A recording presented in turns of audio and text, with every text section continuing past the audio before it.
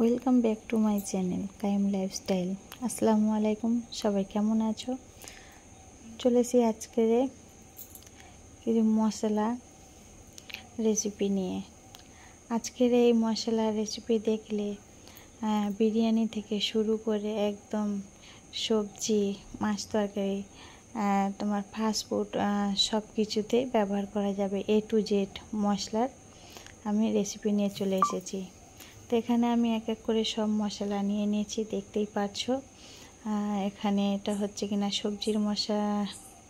সবজির হচ্ছে এটা মশলা, আর আগেরটা ছিল বিরিয়ানির মশলা।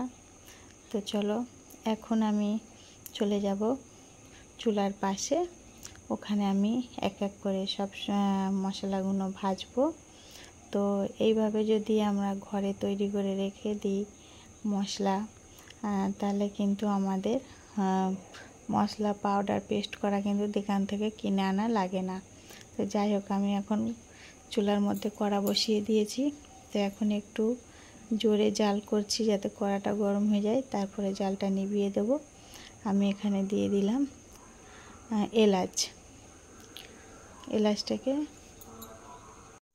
এলাচটাকে একদম হালকা আঁচে ভাজতে হবে, নাড়াচাড়া করে। কিন্তু আঁচ জোরে হয়ে গেলে কিন্তু এলাচটা পুড়ে যাবে আর মশলার কিন্তু ফ্লেভারটাও চলে যাবে, মশলাটা পুরো নষ্ট হয়ে যাবে।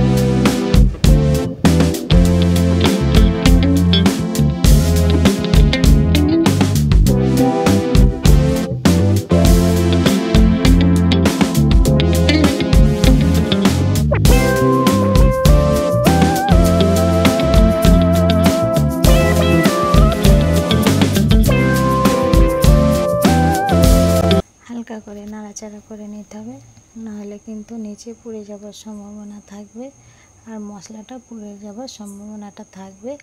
একদম আঁচ কমিয়ে দিতে হবে, আগুনের যে তাপ সেই তাপের মধ্যেই কিন্তু মশলাটা ভাজলে একদম পারফেক্ট ভাজা হবে। আর হচ্ছে কিনা মশলার ফ্লেভারটা একদম পারফেক্টভাবে থাকবে। তো যাই হোক, এখানে আমি এক এক করে মশলাগুলো দিয়ে ভেজে নিচ্ছি। তেজপাতাটা হচ্ছে আমাদের গাছের তেজপাতা, শুকনো করি। কাঁচা তেজপাতারও কিন্তু ফ্লেভারটা খুবই সুন্দর, শুকনো তেজপাতার থেকেও কিন্তু কাঁচা তেজপাতার ফ্লেভারটা খুব সুন্দর। এখানে আমি নিয়েছি একটা হচ্ছে কিনা জায়ফলটাকে আমি গোটাই দিয়ে দিচ্ছি, এমনি গরমের তাপে ভাজা হয়ে যাবে। তো আমি আর ভেঙে দিলাম না, আস্তে জায়ফলই দিয়ে দিয়েছি। আস্তে আস্তে করে সব কোনো মশলা হুটোপাটা করে ভাজলে হবে না, কারণ কোনটা আগে পুড়ে যাবে আর কোনটা হবে না, তাহলে এই অবস্থা হয়ে যাবে। তার কারণে আমি এক এক করে দিচ্ছি আর হালকা হাতে এক এক করে ভাজা করে নিচ্ছি।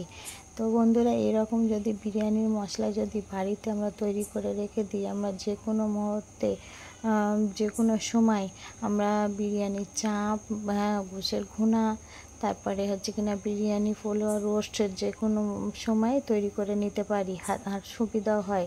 তো আমি এখন দিয়ে দিলাম পরিমাণ মতো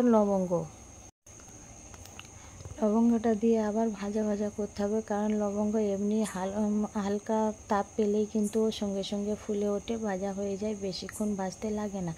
আমার প্রায় মশলাটা কিন্তু ভাজা হয়ে এসেছে। আমি এখন দিয়ে দেব জায়ফলটা কিন্তু আগুনের তাপ পেলেই কিন্তু ও এমনিই ভাজা হয়ে যায়, তো বেশি ভাজতে লাগবে না। তো আমি এখানে জায়ফলটা দিয়েছি, হালকা করে একটু করে নাড়াচাড়া করে দেবো।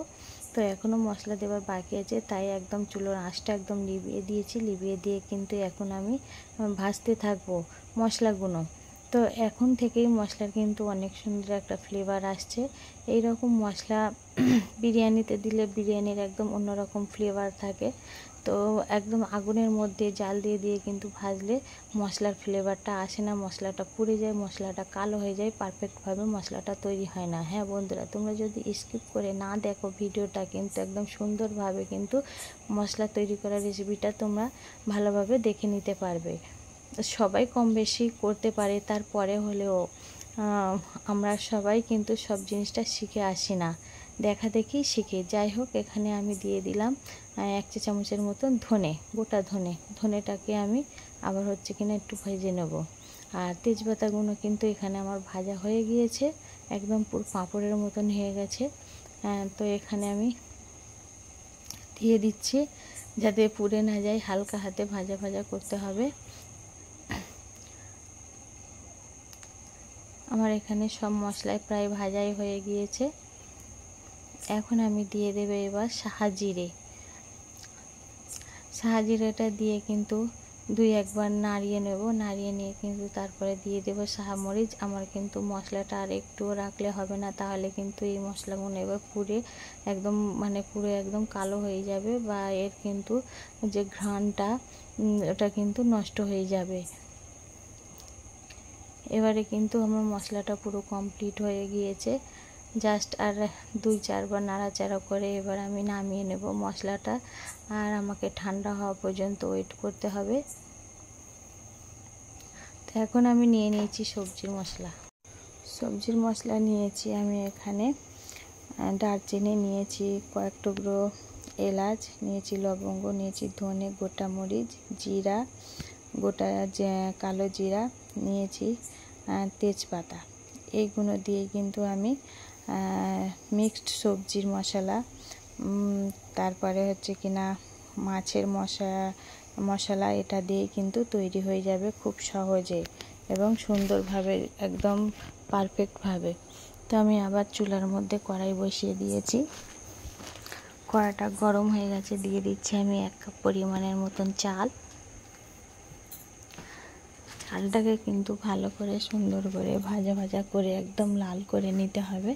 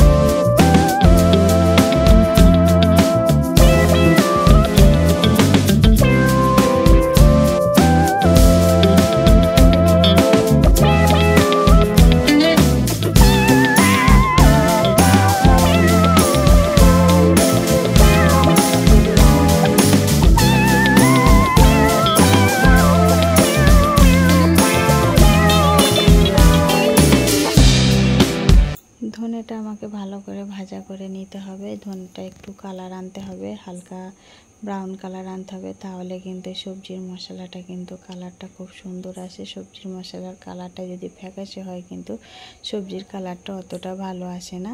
তো যাই হোক, আমি এখন ধনেটাকে একটু ব্রাউন কালার করে ভেজে নেব। আমি এটা অনেক দিন সংরক্ষণ করার জন্য কিন্তু আমি অনেকটা করেই মশলা একেবারে এরকমভাবেই ভেজে নিই, তাতে আমার সুবিধা হয়, কাজেও সময়টা কম লাগে। আর হাতের কাছে মশলা রেডি থাকলে কিন্তু অনেকটা কাজ এগিয়েও যায়। তো আমি এখন দিয়ে দিলাম এখানে 3টে শুকনো মরিচটাকে একটু হালকা লাল করে নিয়ে দিয়ে দেব আমি এখানে দারচিনি ভেঙে। দারচিনিটাকে আমাকে হালকা হাতে ভাজা ভাজা করে নিতে হবে। এবারে দিয়ে দেবো এলাচ আর লবঙ্গ। এগুলো দিলে কিন্তু সবজি মশলার মধ্যে খুব সুন্দর একটা খুশবু আসে, আর মশলাটা খুব সুন্দর হয়, টেস্টি হয়। যে কোনো ভাজা, ফাস্টফুড, তারপরে সব মশলা সব কিছুতেই দেওয়া যাবে, সমস্যা নেই। এখানে আমি দিয়ে দিলাম গোলমরিচ, কালো গোলমরিচ দিয়ে আমি এখন সুন্দর করে হালকা হাতে নাড়াচাড়া করে নিতে হবে। আঁচটাকে কমিয়ে দিতে হবে। আঁচটা যদি বেশি জোরে জ্বলে তাহলে কিন্তু মশলাগুলো পুড়ে যাওয়ার সম্ভাবনা থাকবে, যার কারণে আঁচটাকে লিভিয়ে এটা হালকা হালকা করে নাড়াচাড়া করে সুন্দর করে ভাজা করে নিতে হবে।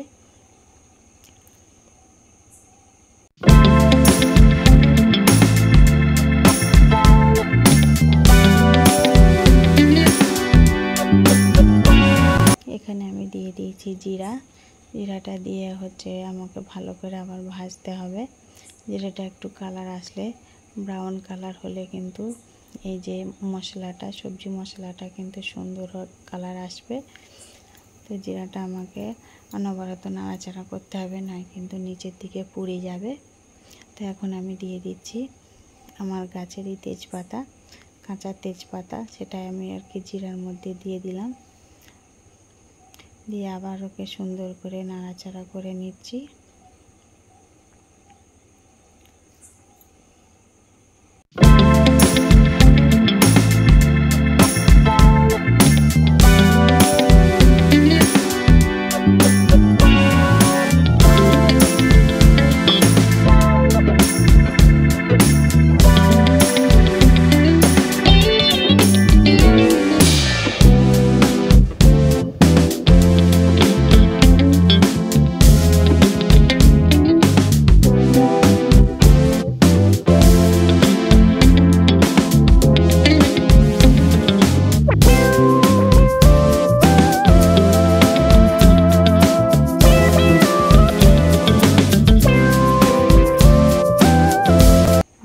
মশলা ভাজা হয়ে গেছে, আমি এক এক করে ব্লেন্ডারের মধ্যে দিয়ে ব্লেন্ড করে নিচ্ছি। তো এখানে আমার ধনিয়া গুঁড়োটা ব্লেন্ড করা হয়ে গিয়েছে। তারপরে আমি জিরেটা দিয়ে দিয়েছি, দিয়ে আমার এখানে জিরেটাও ব্লেন্ডার করা হয়ে গেছে। তো দেখতে পাচ্ছ বন্ধুরা, আমার সবজির মশলা জিরের ওটা কত সুন্দর একটা কালার চলে এসেছে আর কত সুন্দর একটা খুশবু বেরোচ্ছে। তো এটাকে আমি এখন সংরক্ষণ করে একটা ডাব্বার মধ্যে রেখে দেবো। এটা আমার অনেক দিন চলবে। তো এটা হচ্ছে বিরিয়ানির মশলা। বিরিয়ানি মশলাটা আমি গুঁড়ো করে একটা কন্টেনারের মধ্যে রেখে দিচ্ছি, সুন্দর করে প্যাক করে, যাতে কিনা এর স্মেলটা না বেরিয়ে যায়।